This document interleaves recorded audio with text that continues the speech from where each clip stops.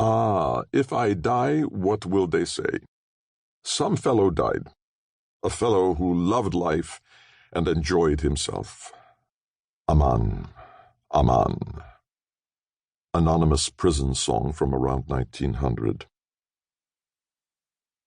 How is it, I hear you say, that Dionysos Mavroulis, son of Haralambos and the saintly Maroulia, God rest their souls, ended his days in a rubbish dump near Pasalimani with his throat cut? That, my dear reader, is the question I have often asked myself. If you will spare me a little of your time, I will share with you my story so that others might learn from such a fate. I passed the rubbish dump on which I would eventually come to rest on a daily basis. It had become a part of my life. In the summer, the rotting smells were at their worst, and the dusty road that meandered through this heap was filled with clouds of flies and eagle-eyed crows. In the winter, the rain caused mudslides, making it impossible to walk without slithering in the mud. We were drowning in excreta. At first, its odor sickened me, and I took ill. But after a while I became so used to it that I no longer detected the foul smells. And I had long stopped noticing the human scavengers that picked their way through the growing mounds of discarded detritus, gashing their feet on broken glass and metal, many of whom would die of infection weeks later. Sometimes I would be jolted out of my daydreams by their shouts. Someone had discovered money in the pocket of an old jacket. Someone else would find a rusty tin jug and carry it home as joyfully as if it were made of the finest silver. The nights were always the worst. Smugglers would do their deals, moving like ghostly shadows over the landscape. And then there were the packs of wild dogs with their small and unpredictable eyes and their razor-sharp teeth. They would make their way down from the surrounding hillside and wander through the streets of the shanty towns, ready to devour the day's leftovers. With the ways of the hunt still in their blood and an acute sense of smell, they could locate a dead body in a matter of minutes. A newborn discarded only hours after birth, or an old beggar who had simply died in his endeavor to find a scrap of something to eat.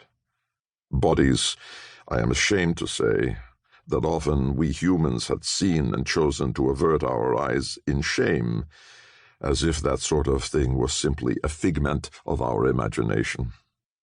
This was a world away from that which I grew up in, and the world to which I aspired. It is true, things were not always that bad, and had I chosen another road, then destiny would not have shadowed me as it did. There were good days and bad. Bad at first, and little by little we learnt to cope, and our days became brighter, full of hope. After a few years of poverty and unfulfilled dreams of a brighter future, the hope quickly turned back into despair. But I returned to the rubbish dump. It lay between the pretty port of Pasalimani and Piraeus, a distance of 3 or 4 kilometers. It had not always been there. In the days before the refugees, it was a vast field filled with sweet-smelling thyme and chamomile. The old Greeks sat under the shade of gnarled olive trees, watching over their tethered goats, and the tinkle of brass bells merged with the sound of cicadas in the hot midday sun. Occasionally, lovers made love in the carpets of yellow and white chamomile. Their lovemaking enveloped them in clouds of delicate fragrance, as rich and as sweet as a damask rose. And then the refugees arrived from Asia Minor, at first in hundreds, and then in the thousands. In less than a year there were over 1 million. I was one of them.